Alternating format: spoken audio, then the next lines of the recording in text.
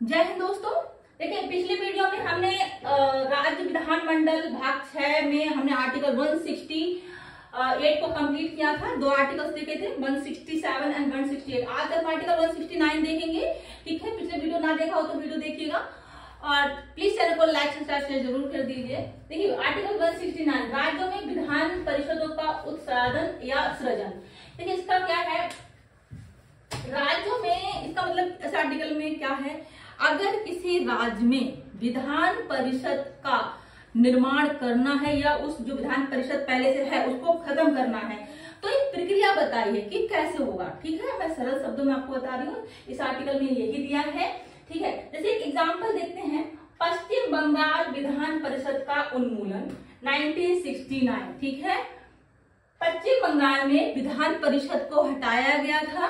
ठीक है, कैसे हटाया, देखिए, पश्चिम बंगाल में विधान परिषद 1952 में स्थापित की गई थी। ठीक है, स्थापित हुई थी। 21 मार्च 1969 को राज्य की विधानसभा ने आर्टिकल 169 का यूज किया। इसके तहत क्या हुआ, एक प्रस्ताव पारित किया। ध्यान से सुनिएगा, विधानसभा ने क्या किया, एक प्रस्ताव पारित किया। ठीक है, जिसमें परिषद को समाप्त करने की मांग की। ठीक है, मांग की गई थी। इसके बाद संसद ने इस प्रस्ताव को स्वीकार किया और 1 अगस्त 1969 को पश्चिम बंगाल विधान परिषद को औपचारिक रूप से समाप्त कर दिया। तो इस जो हमारा एग्जाम्पल है, ठीक है, इससे हमको क्या पता चलता है कि विधानसभा ने प्रस्ताव पारित किया। 2-3 पॉइंट आप बहुत ध्यान रखने वाले हैं, आर्टिकल पूरा अच्छे समझ में आएगा, याद रहेगा। विधानसभा ने प्रस्ताव पारित किया, संसद ने स्वीकार किया। ठीक है, अब हम इसको पढ़ेंगे।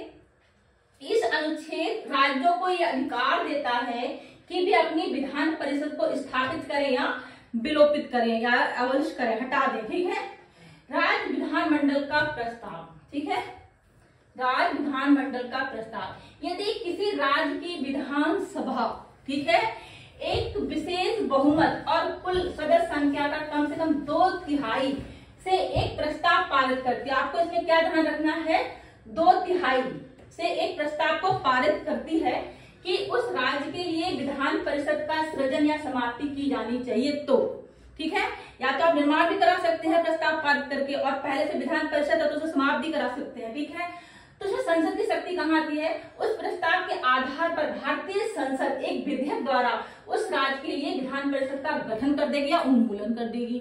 ठीक है, संसद को ये शक्ति तभी मिलती है जब राज्य की विधानसभा ऐसा प्रस्ताव पारित करती है, तभी तो संसद स्वीकार करेगी।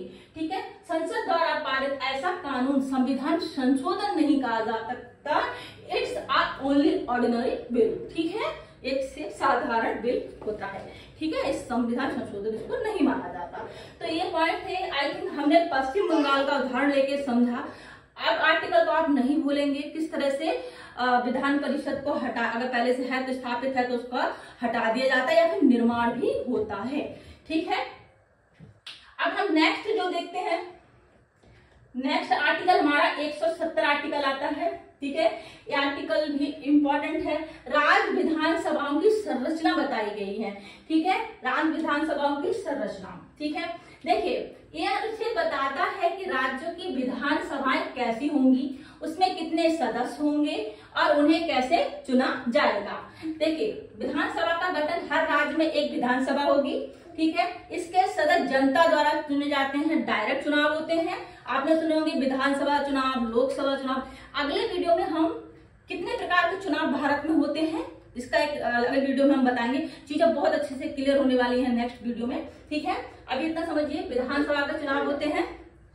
ठीक है, विधानसभा के चुनाव में सदस्य जनता द्वारा प्रत्यक्ष रूप से चुने जाते हैं। सदस्यों की संख्या, एक राज्य में विधानसभा में अधिकतम 500 सदस्य होते हैं, न्यूनतम 60 सदस्य होने चाहिए। कुछ राज्य हैं जैसे गोवा हो गया, सिक्किम हो गया, छोटे राज्य हैं, तो वहां पे अपवाद है कि वहां 60 से भी कम सदस्य हैं। ठीक है, जैसे गोवा, मिजोरम, सिक्किम। ठीक है, निर्वाचन क्षेत्र, देखिए, राज्य को निर्वाचन क्षेत्रों में बांटा जाता है जब चुनाव होते हैं तो। ठीक है, हर निर्वाचन क्षेत्र में एक सदस्य चुना जाता है, आबादी के आधार पर बंटवारा होता है। निर्वाचन क्षेत्रों का निर्धारण जनसंख्या के आधार पर किया जाता है ताकि सब जगह समान प्रतिनिधित्व मिले। ठीक है। जनगणना परिसीमन 84 और 87 में संविधान संशोधन 2001 के अनुसार जनगणना का आधार और परिसीमन हुआ है। इसके बाद अगले जो परिसीमन होगा 2026 के अनुसार होगा। ठीक है, अभी इतना ही है, 2001 के अनुसार है। ठीक है, विधानसभा चुनाव होते हैं, ठीक है, डायरेक्ट चुनाव होते हैं, ठीक है, जनता द्वारा चुने जाते हैं। ठीक है, अभी हम नेक्स्ट वीडियो में ये चीजें बहुत अच्छे से क्लियर होने वाली है। आगे आर्टिकल आपको समझ में आएगा 170 में क्या है, विधानसभा की संरचना दी, कितने सदस्य होंगे, ठीक है, चुनाव कैसे होगा, ठीक है, उन्हें कैसे चुना जाएगा। ये आर्टिकल इतना बताता है कि राज्यों में विधानसभाएं कैसी होंगी, कितने सदस्य होंगे, उन्हें कैसे चुना जाएगा। That's it. ठीक है, समझ में आया होगा। ठीक है, हम कुछ आर्टिकल्स के साथ नेक्स्ट वीडियो में मिलते हैं। और जानकारी चाहिए तो प्लीज चैनल को लाइक सब्सक्राइब शेयर जरूर करें। जय हिंद दोस्तों, थैंक यू सो मच।